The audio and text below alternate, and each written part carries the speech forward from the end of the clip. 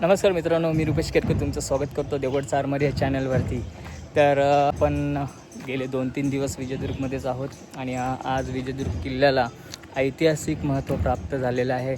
युनेस्कोनं याची दखल घेतलेली आहे आणि त्याचंच जे आहे आनंद सोहळा म्हणून आज वाजत गाजत जे आहे इथे कलेक्टर आलेले आहेत आणि ते सगळं आज ते त्याचं आपला किल्ल्याला जागतिक दर्जामध्ये महत्त्व प्राप्त झालेलं आहे. तर बघूया आपण ही मिरवणूक कशी आहे. चला, मागे जगदीश आहे, ते येतो आहे आणि पुढे समीर मामा गेलेला आहे. त्यानेच फोन करून सांगितला.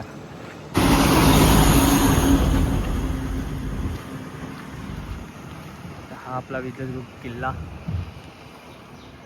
ज्याला युनेस्कोमध्ये मानांकन मिळालेलं आहे आणि जागतिक दर्जा प्राप्त झालेला आहे. आणि आज वातावरण बघा, एकदम क्लाउडी आहे, ऊन पडलेलं जसं काय, आणि ढग बघा काय किती छान दिसतात.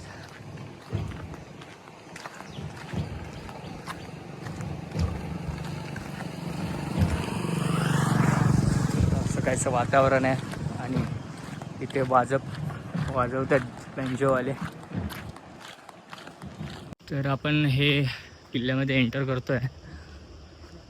ॲक्च्युली दरवाजा दुसरीकडून आहे.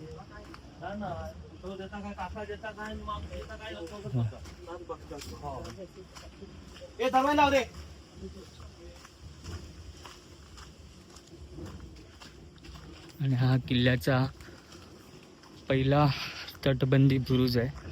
आपण नंतर किल्ल्याचा एक वेगळा करणारच आहोत ब्लॉग. ते किल्ल्यावर इथे एक श्री हनुमान मंदिर आहे, हे बघा.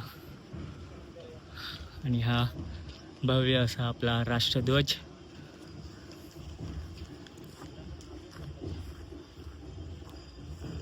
आणि किल्ल्याच्या पहिल्या तटबंदीनुसार हा असा काहीचा परिसर आहे.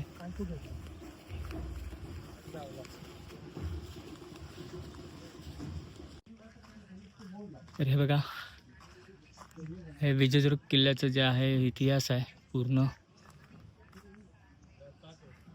पुनर्बांधणी कधी झाली, काय झाली, आणि युनेस्कोच्या नामांकनामध्ये जागतिक वारसा स्थळ म्हणून या विजयदुर्ग किल्ल्याची निवड झालेली आहे. तर समस्त विजयदुर्गकरांना हा आज आनंदाचा दिवस आहे की आपल्या या किल्ल्याला जागतिक वारसाचा दर्जा मिळालेला आहे आणि याची दखल पण युनेस्कोने घेतलेली आहे.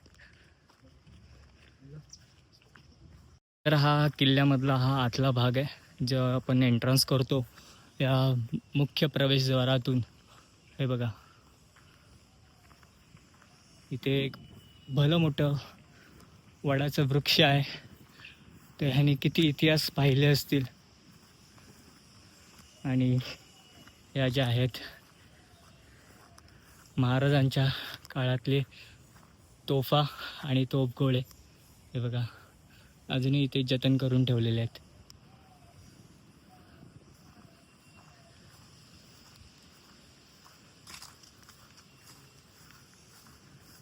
तर इथे देवगड तालुक्यातले जिल्हाधिकारी आलेले आहेत.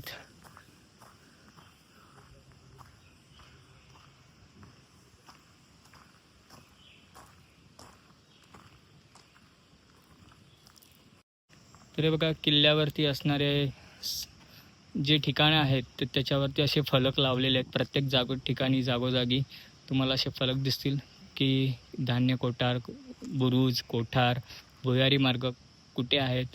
तर हे तुम्हाला एंट्रन्समध्ये दिसतील. तसं त्याप्रमाणे तुम्ही या किल्ल्याची परिक्रमा करू शकता. तर आपण मी सांगितल्याप्रमाणे नंतर पुन्हा आपण एकदा एक किल्ल्याचा मोठा ब्लॉग बनवणार आहोतच. तर आज आनंदाचा दिवस आहे, किल्ल्याला जागतिक दर्जा मिळाला आहे, त्याच्यामुळे आपण हा ब्लॉग बनवत आहोत. आणि माझ्याबरोबर आहे जगदीश आणि समीर मामा. आम्ही धावत पळत खाली आलो, जसे जिल्हाधिकारी मॅडम आलेले म्हणून.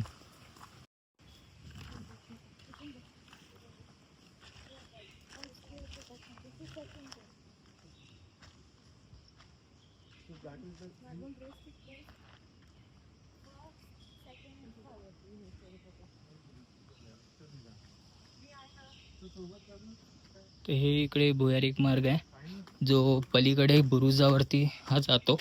आणि लहानपणापासून आम्ही भरपूर इकडे आलेलो होतो. हे बघा, त्यावेळेला किती लोक इकडे कसं येत जात असतील मावळे. हे बघा इकडून. आणि हा जो भुयारी मार्ग आहे इथे समोर बाहेर पडतो. आणि इकडून तुम्हाला व्ह्यू दाखवतो कसा आहे.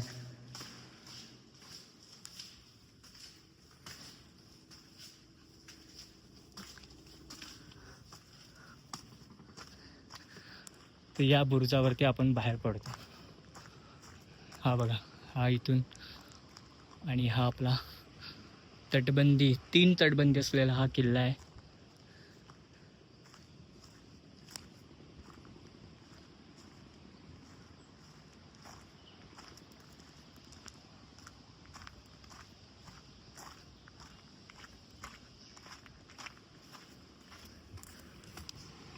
आणि इकडून दिसतो तो हा आपला समुद्र किनारा.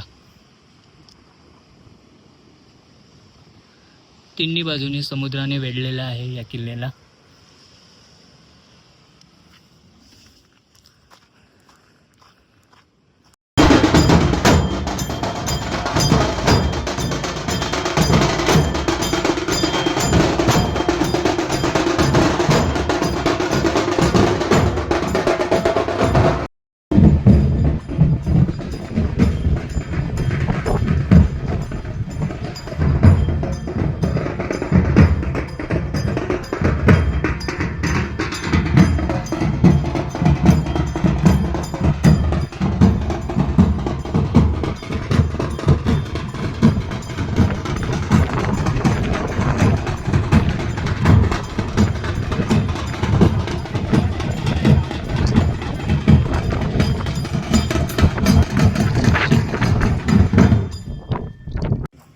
बघा, माननीय जिल्हाधिकारी साहेब आपल्या इकडे आलेले आहेत.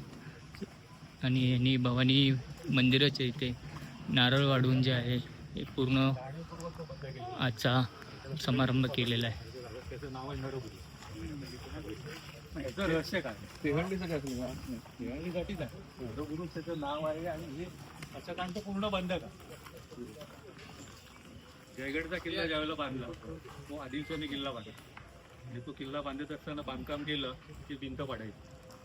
तर आदिलशाहीला तुला ते सांगण्यात आलं की बुवा तुम्ही या किल्ल्यात ही कुंडली मांडली जायची त्यावेळेला किल्ला बांधला. तर ज्योतिषांना बोलवा, तशी ती कुंडली मांडली गेली. तर ज्योतिषी सांगितलं हा किल्ल्याची भिंत तुमची राहील पण या ठिकाणी नरबळी दिला पाहिजे. बरोबर. पण तो असा नाही. त्यावेळेला गुलामगिरीचा कोणालाही गुलामाला आणला, मारला, नरबळी होत होता. तो स्वकुशीने नरबळी गेला पाहिजे. जैबा नावाचा एक माणूस त्या ठिकाणी स्वकुशीने त्या खंडकामध्ये त्यांनी स्वतः काढून घेतलं. त्याच्यावर तो बुरुज बांधला. मग तो जयगडचा किल्ला पूर्ण झाला. आजही तुम्ही जयगडच्या किल्ल्यामध्ये जा, जयगडच्या किल्ल्यामध्ये जैबाचं मंदिर आहे. तसंच हा विदुर्भ किल्ला बांधत असताना ही शक्यता इतिहासकार आहे. त्याच्या पुढचा बुरुज आहे गणेश बुरुज आहे. म्हणजे बाबा बळी दिला आणि मग गणेशाची स्थापना करून बुरुज बांधला का, एक शक्यता झाली. नंबर दुसरी शक्यता, या किल्ल्यावरती 9 लढाया झाल्या.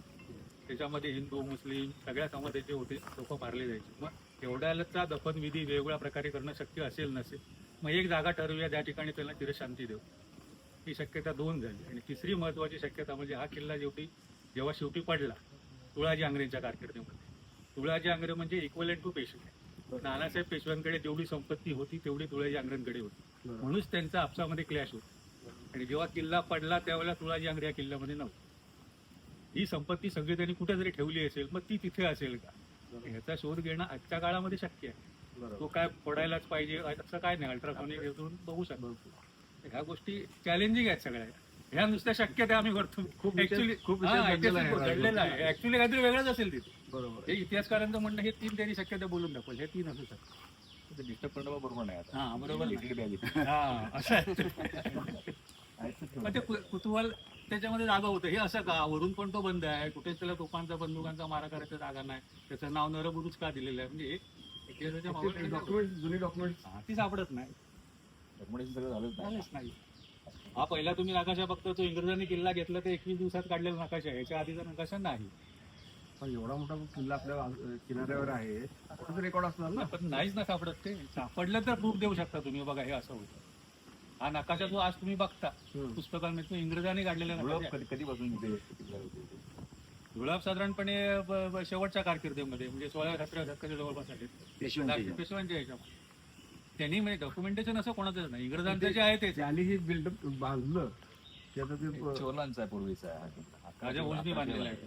त्यांचं हेच नाही अजून. 1195 ते 1205 हे बाहेरचं बांधकाम महाराजांनी केले.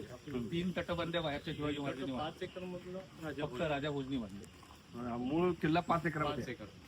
आता 17 एकर 14 गुंठे आहे. मूळ किल्ला कोणता? मूळ किल्ला हा हातला बाले किल्ला आहे तेवढा. बाले किल्ला आता हे सगळं महाराजांनी बांधले. अच्छा, 1653 जेव्हा महाराजांनी किल्ला जिंकून घेतला तेव्हा त्यांनी ते बांधले. आणि मराठ्यांची आरमारी राजधानी इथे स्थापन केली. बरोबर. पहिली मराठ्यांची आरमारी सिंधुदुर्गला होती ना. नाही, मोठे केले. आपण गेटवर घेऊ गेटमध्ये करूया गेटमध्ये. आज आनंदाचा दिवस आहे. म्हणजे मी साहेब गाडीतून उतरलं म्हटलं की याजसाठी केला होता अट्टहास, शेवटचा आधीच गोड व्हावा. तो आज हा गोड दिवस विदर्भवासियांसाठी आणि इतिहासावर प्रेम करणाऱ्या सर्व लोकांसाठी आलेला आहे. विदर्भचं नामांकन हे जागतिक वारसा स्थळामध्ये गेलेलं आहे. त्याबद्दल मी जिल्हाधिकाऱ्यांना विचारतो, त्यांचं योगदान यामध्ये खूप मोठं आहे. तर आज त्यांच्या भावना कशा आहेत? नाही, खूप छान वाटतंय आज इथे, कारण आपल्याकडे 12 जे किल्ले आपल्याकडचे महाराष्ट्रातले आणि एक गुंजी तामिळनाडूतला किल्ला, ते 12 किल्ले आपण युनेस्कोच्या जागतिक वारसा यादीमध्ये गेलेले आहेत आणि त्याला मान्यता दिली गेली आहे. कालच मान्यता झाली त्याची. आणि आजचा आता या अनुषंगाने आपले पूर्ण 12 किल्ले हे सगळे जागतिक नकाशावर ते गेले आहेत. आता तर पर्यटकांना किंवा बाकीच्या अभ्यासकांना शिवाजी महाराजांनी काय परिस्थितीमध्ये लढाया केल्या किंवा कुठे कुठे त्यांनी किल्ले बांधले, कशी त्यांची रचना केली आहे याचा अभ्यास किंवा इतिहास करण्यात माहिती मिळावी, या अनुषंगाने आपण आता आपली जबाबदारी वाढली आहे की आपण हा किल्ले स्वच्छ ठेवणे, आलेल्या पर्यटकांना त्यांचं स्वागत करणे, त्यांचं आदरातिथ्य करणे, या कुठे जर आपण केलं तर मला वाटतं की हा वारसा जो आहे तो जगापर्यंत पोहोचेल आणि मग याचा लोकांना आपण फायदा होईलच होईल, आपल्याला त्याचा फायदा होऊ शकतो. तर मित्रांनो, अशा प्रकारे हातचा किल्ल्याचा जो मानांकन मिळालेला जो कार्यक्रम आहे तो जिल्हाधिकारी यांच्या हस्ते पार पडलेला आहे. आणि मी आता इथेच थांबतोय. तर तुम्हाला हा ब्लॉग आवडला असेल तर नक्की लाईक करा, शेअर करा आणि सबस्क्राईब करायला विसरू नका आपल्या चॅनलला. तर भेटूया नवीन ब्लॉगमध्ये. तो बाय. छत्रपती शिवाजी महाराज की जय.